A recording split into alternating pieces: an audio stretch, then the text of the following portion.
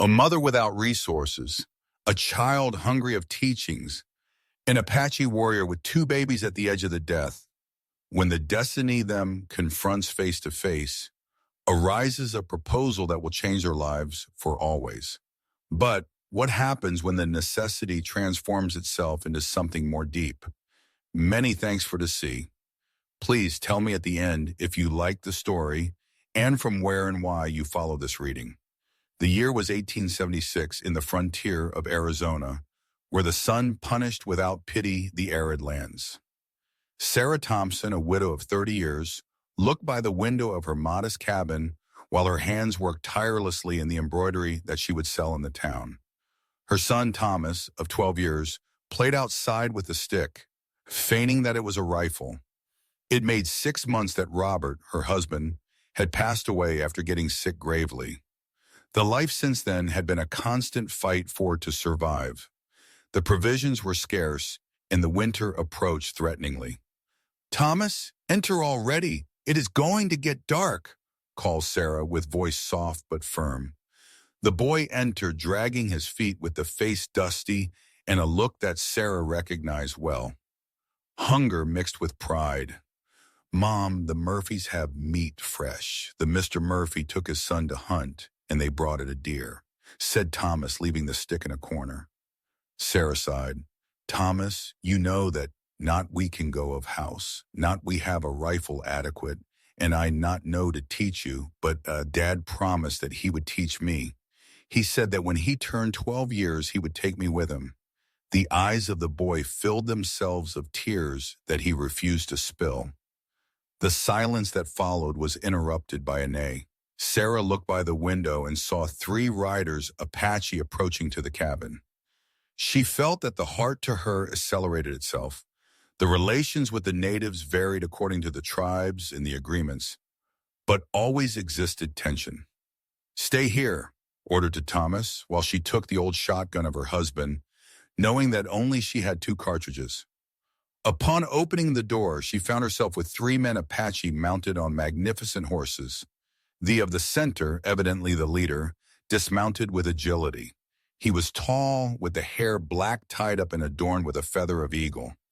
His face, marked by the sun and some scars, reflected about 40 years of experience in the hard life of the desert.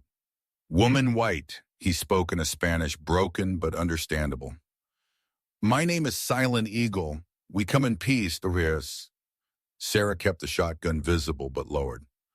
"What seek you in my property? We need water for us and our horses. The hours ran out and the next source is at 1 day of road." Sarah doubted. To deny water to any traveler, even to an Apache, went against the laws not written of the frontier. "You can use the well," she conceded finally. "It is behind of the house."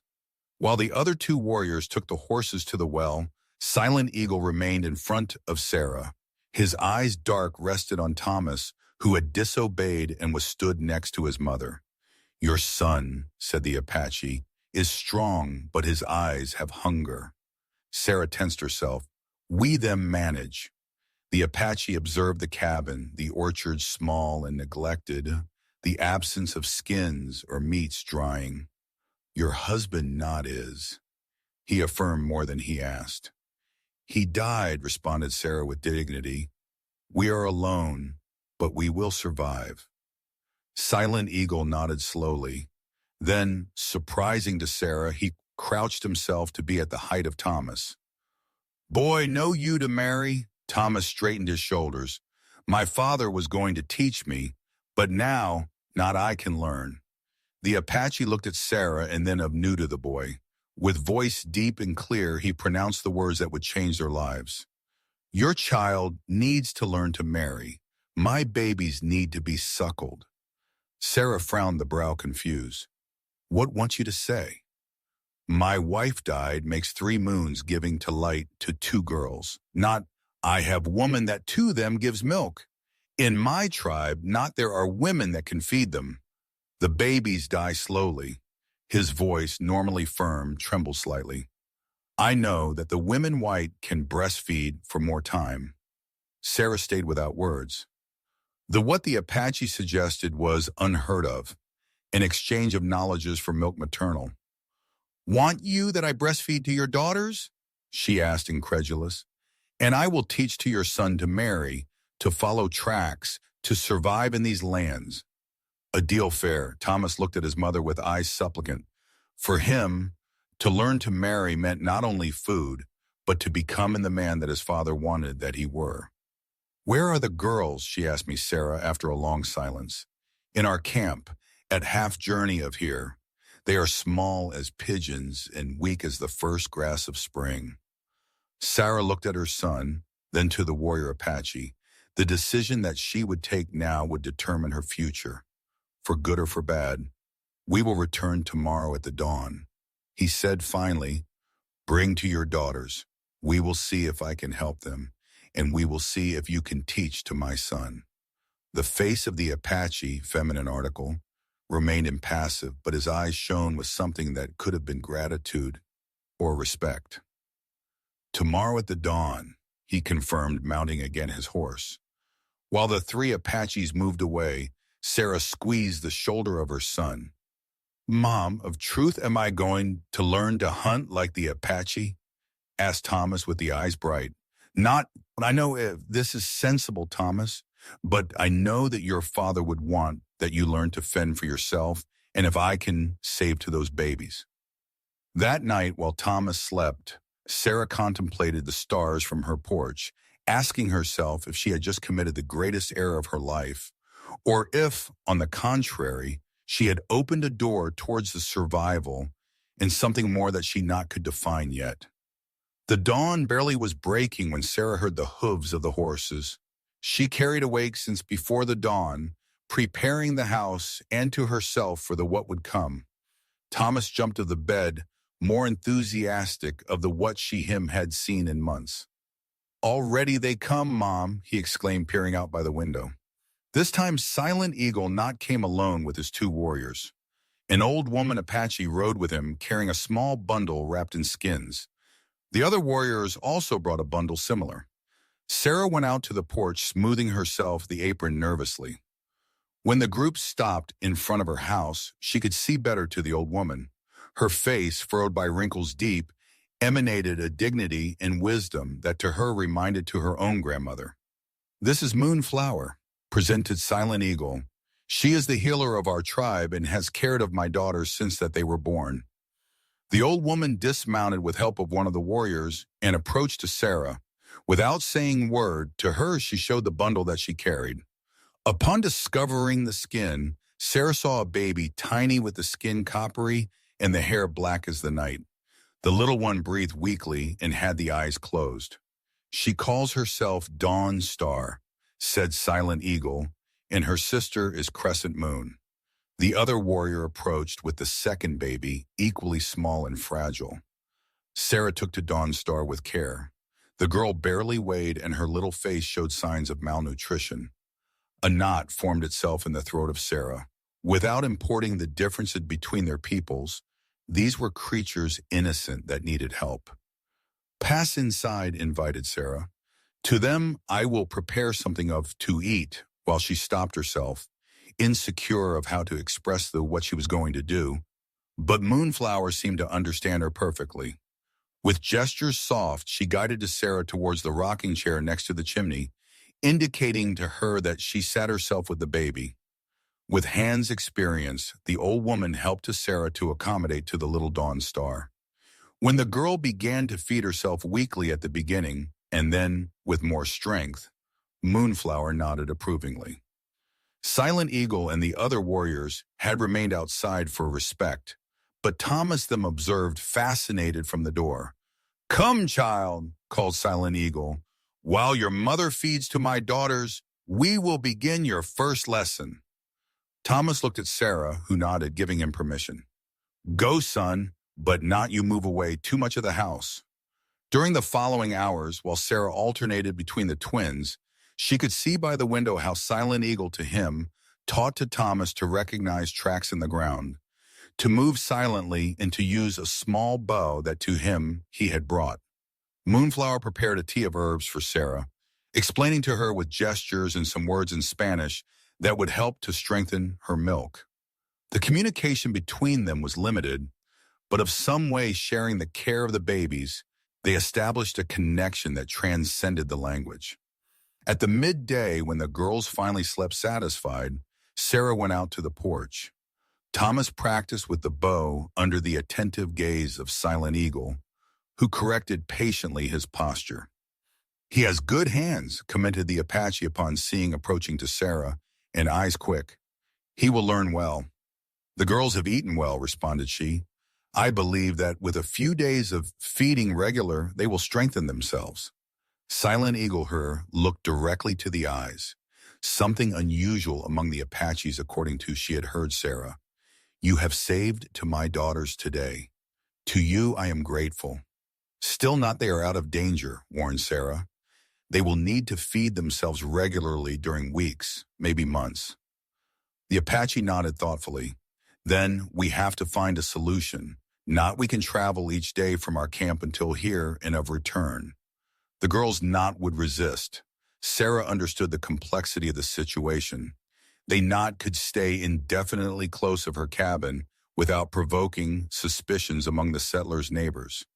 And she not could abandon her home for to go with the Apache. "There is an old stable abandoned at half-mile of here, following the stream," she suggested, after of thinking it. "Nobody it uses since that the Petersons themselves left the year past. Could they camp there without being seen?" Silent Eagle considered the proposal. We will see if it is adequate. Ourselves, we will stay there during a moon. Time sufficient for that my daughters themselves strengthen, and your son learn the basics of the house." Thomas, who himself had approached stealthily, not could contain his enthusiasm. "A month entire of elections. I will be able to hunt my first deer before that they go." Sarah smiled before his enthusiasm, but also she felt preoccupation. What would think the neighbors if they discovered that she was helping to an Apache family? The tensions in the frontier always could light themselves with ease. "We must be discreet," she warned. "If someone discovers that they are here, the Apaches know to be invisible when it is necessary," assured Silent Eagle. "Nobody else will see if not we want to be seen." That afternoon, while Moonflower and one of the warriors themselves stayed with the babies, Silent Eagle, the other warrior, Sarah and Thomas, went to inspect the old stable. It was a building solid, apart from the road main, and protected by a grove that it hid partially.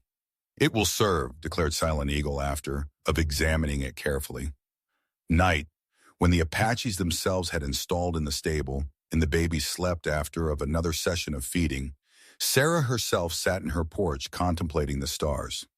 The presence of Silent Eagle and his family had disturbed her routine, but also had brought a strange sensation of purpose to her life. Thomas himself sat at her side exhausted, but happy after of his first day of training. "Mom, believe you that Dad would be proud of me?" he asked in voice low. Sarah to him passed an arm by the shoulders. "I am sure of that, yes, Thomas. You are learning to care of us, such as he would have wanted." While her son himself leaned against her, Sarah thought in Silent Eagle, in his strength calm, and in how, despite of to be of worlds so different, both shared now an objective common, the survival of their children. In the distance, a wolf howled to the moon, and for first time in much time, Sarah not felt fear before the sounds of the night. The weeks passed with a routine that, although unusual, had acquired certain normality.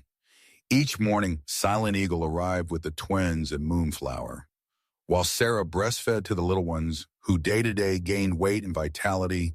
Thomas received his lessons of house and survival.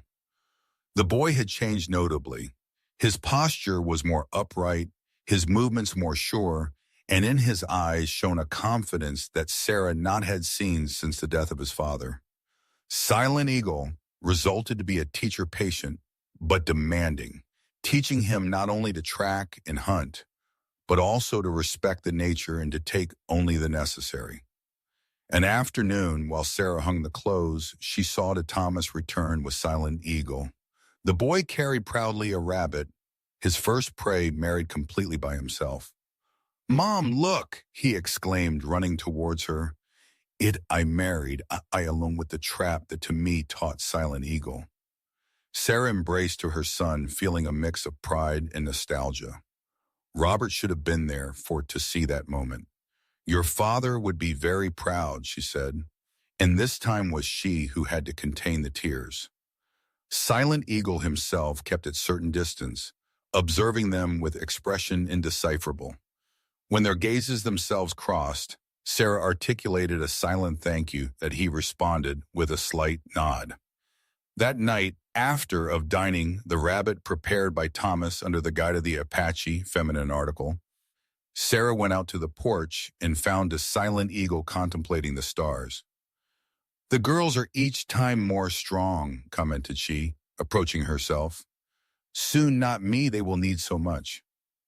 My people says that the children always need to their mothers, even when themselves they make older," responded he without taking away the sight of the sky. "What will you do when they return to your tribe? The girls will need a mother." Silent Eagle kept silence for a moment. "Among my people, the children without mothers are raised by all the women of the tribe. My daughters will have many mothers, but none will be their true." Sarah thought in her own circumstances, in Thomas growing without father. "The children are strong," she said. "Finally themselves they adapt better of the what we believe. Like the willow that itself bends with the wind, but not itself breaks," he nodded. Themselves they stayed in silence, a silence comfortable that not needed words for it to fill itself. Sarah herself surprised upon giving herself account of how much she had arrived to appreciate these moments of tranquility shared. The day following brought a change unexpected. Sarah was in the orchard when she heard hooves of horse approaching. Not it was the sound paused of the horse Apache, but the trot energetic of several riders. "Madam Thompson," called a voice that she recognized as of the Sheriff Williams. "Is you there?" Sarah herself cleaned the hands in the apron and went out to receive to the sheriff and to the 3 men that him accompanied, all neighbors of farms nearby. "Sheriff Williams, what him brings by here?" she asked, thinking that Thomas was with Silent Eagle in the forest and that Moonflower had taken to the twins to the stable early. "Routine, Madam Thompson. We have had reports of a group of Apache roaming by the zone. Have you seen something unusual?" Sarah kept the face impassive, although she felt the heart beating with strength. "No, Sheriff. All has been quiet by here." One of the men, Frank Miller, a rancher known for his hostility towards the natives, himself advanced. "Jim Peterson says that he saw smoke coming out of the old stable of his property make some days." "Ah, that," Sarah improvised quickly. "Thomas has been practicing with traps there. Sometimes he makes small bonfires for to cook the what he hunts." "The hunt now?" asked the sheriff with genuine surprise. "I thought that Robert not arrived to teach him before of—" "Well, already you know, he is learning by his account," responded Sarah, hating the lie, but knowing that it was necessary. "He has the instinct of his father." Miller not seemed convinced. "Still so, we should review that stable.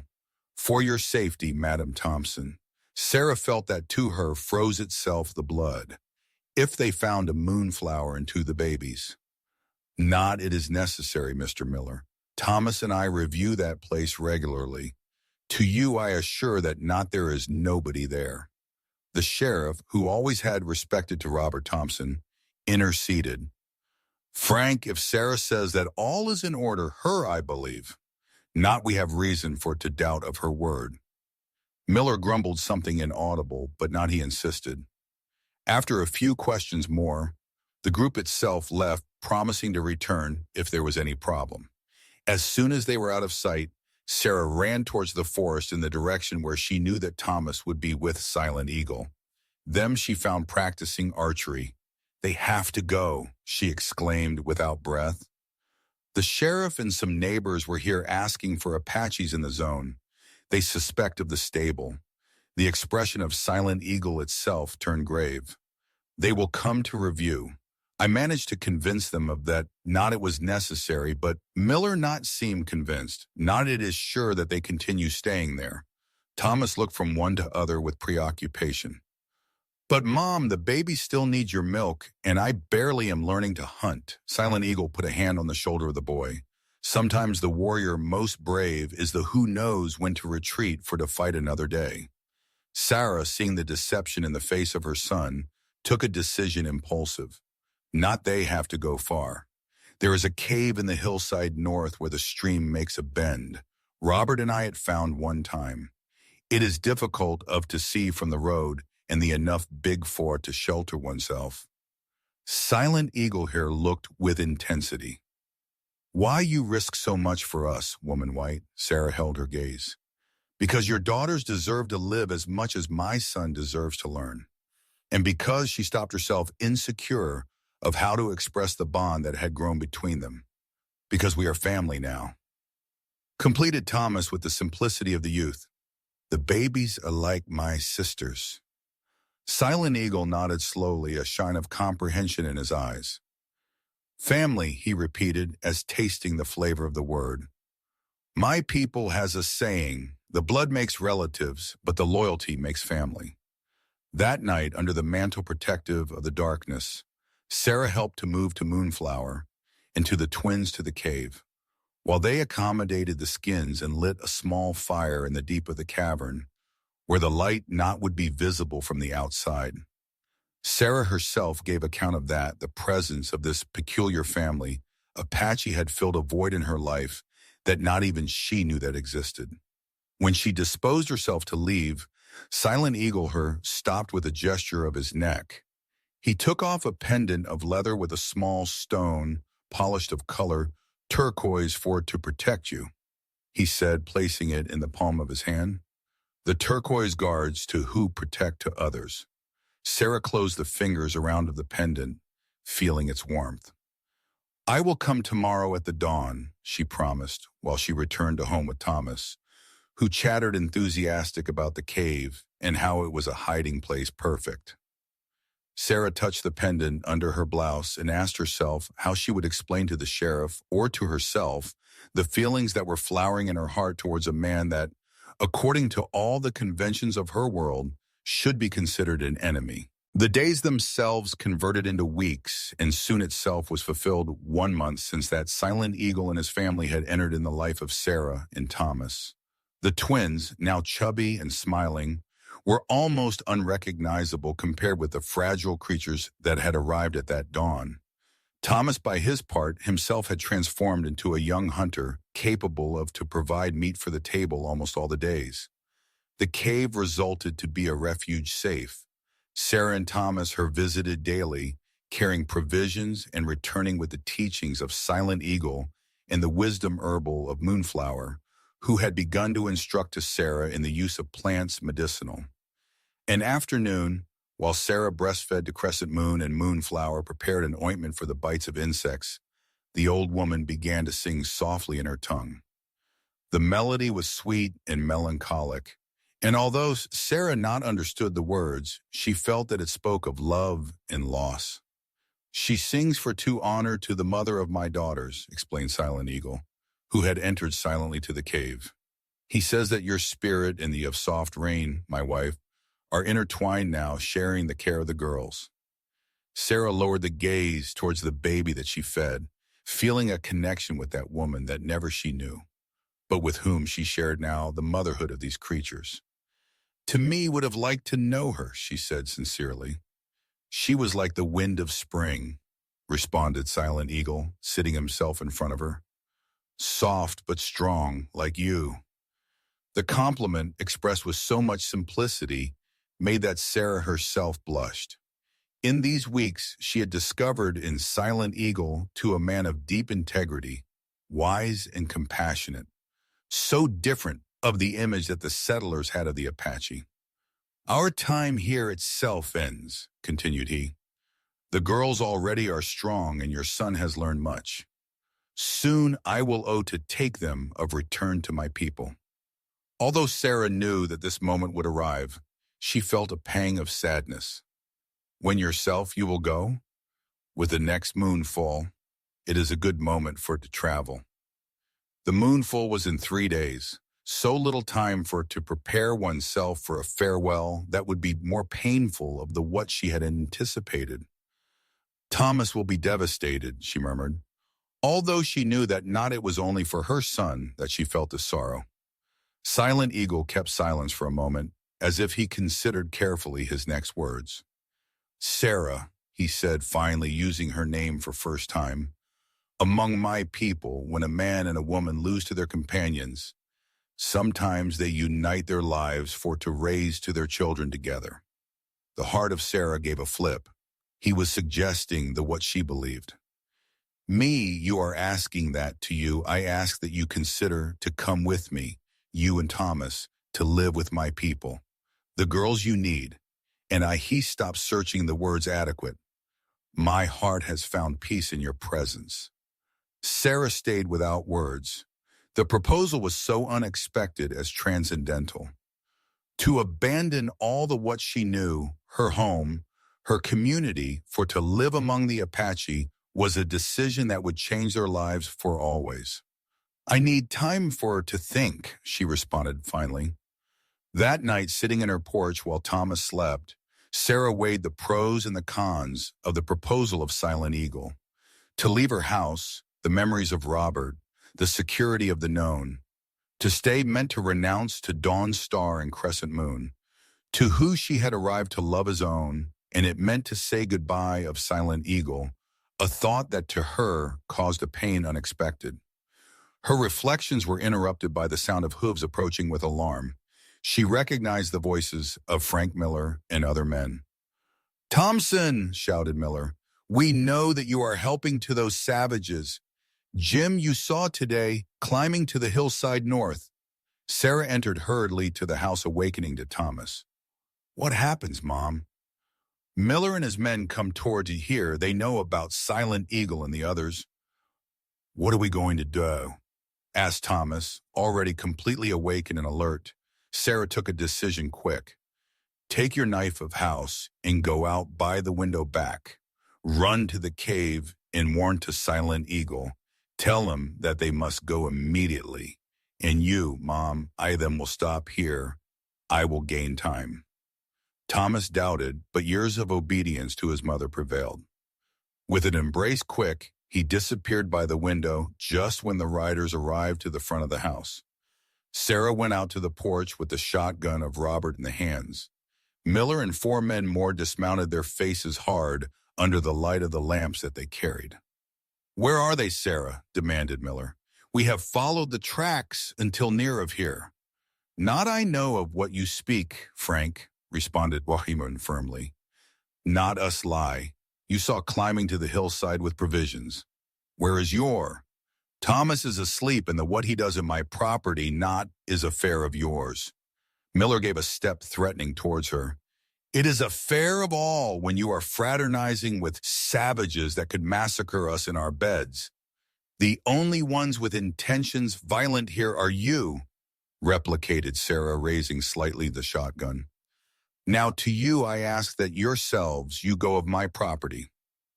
Not us, we will go until to review that hillside, insisted Miller. And if we find Apaches, them we will treat as themselves they deserve. In that moment, a whistle sharp cut the air nocturnal. Sarah recognized the signal of house that Silent Eagle had taught to Thomas. It meant danger. Keep yourself away. Miller and his men also had heard, turning abruptly towards the direction of the sound. There they are, exclaimed one of the men. Not, shouted Sarah, but already it was late. The men mounted and departed towards the hillside north. Desperate, Sarah ran towards the stable, saddled her mare and galloped after them, praying for to arrive in time. In the darkness of the night, the riders advanced slowly by the terrain rugged. The what, to her, gave to Sarah the opportunity of to overtake them by a shortcut that she knew well. She arrived at the entrance of the cave just when Thomas emerged of it. Have themselves gone, Mom, exclaimed the boy. Silent Eagle heard to the men approach before that I arrived. Already they were preparing themselves for to depart. Sarah dismounted hurriedly. Towards where did they go?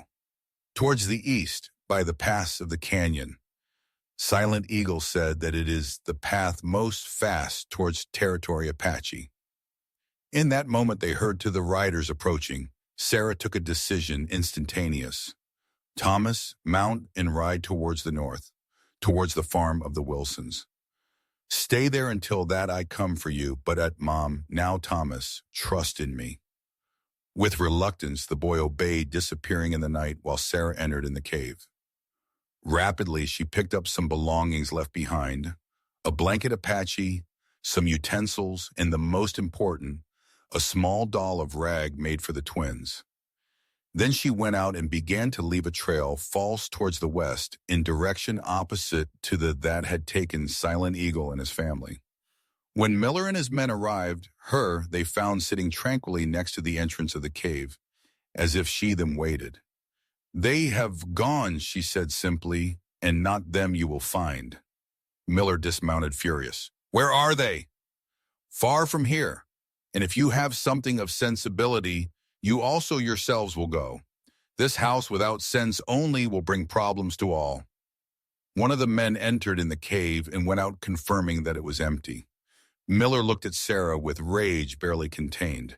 You have betrayed to your own people, woman, why? Sarah raised the chin. Not I have betrayed to nobody. I have helped to who it needed, as any Christian would do. Those savages, as them you call, to me have taught more about honor and family in a month than what I have seen in years among some of my own people. Miller spat to the ground. The sheriff will know of this. Forward, challenged she. Tell him how 5 men armed chased to a family with babies recently born for the crime of to exist. Something in her tone, or perhaps in the gaze from of her eyes, made that Miller and his men themselves looked uncomfortable among themselves. Finally they mounted and themselves left, launching gazes resentful, but without daring to do more. Sarah remained immobile until the hooves themselves lost in the distance. Then, with the heart still hammering in her chest, she looked towards the east, where the first lights of the dawn began to dye the horizon. 3 days after, under the light silver of the moon full, Sarah and Thomas waited next to a fire small in the clearing, where they had agreed to find themselves with Silent Eagle. Her few belongings were packed, the house closed, and a letter for the sheriff explaining her decision left on the table. Believe you that they will come, Mom? Asked Thomas, looking anxiously towards the darkness of the forest. They will come, affirmed Sarah, touching the pendant of turquoise that not herself had taken off since that Silent Eagle to her it gave. And as if her words it had summoned, a figure emerged from among the trees. Silent Eagle advanced towards the fire, followed by Moonflower and the other warriors that carried to the twins. You have come, he said, and although his face remained serene, his eyes shone with an emotion that Sarah recognized because she felt in her own heart. We have come, confirmed she, putting herself afoot. Our family must remain united. Silent Eagle nodded, understanding all what those simple words meant. He approached himself and took her hands between his. The road will be long and at times difficult, he warned. Sarah smiled. The life always it is, but it is better to traverse it together. Thomas himself approached carrying the bow that Silent Eagle to him had gifted. I am ready for to know to your people, he said with determination, and for it to help to care of my sisters. Moonflower itself advanced with the twins, Dawn Star and Crescent Moon, awake and alert under the light of the moon. They extended their little hands towards Sarah as recognizing her.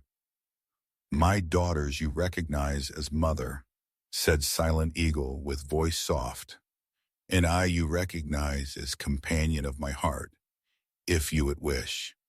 Sarah took to one of the babies in arms, feeling how the circle begun 1 month ago itself completed finally. I wish, she responded simply. This night under the moon full that illuminated her path towards a new life, Sarah Thompson, now part of 2 worlds, rode next to Silent Eagle towards the territory Apache, carrying with herself not only to her son and to her new daughters, but also the certainty of that at times the families most strong are born of the encounters most unexpected. And while the hooves of the horses marked a rhythm constant on the earth, Sarah thought in the words that Silent Eagle had pronounced that first day. Your child needs to learn to marry. My babies need to be breastfed. Words that had changed the course of their lives and, to them, had taught that beyond of the differences, the love and the survival spoke the same language universal.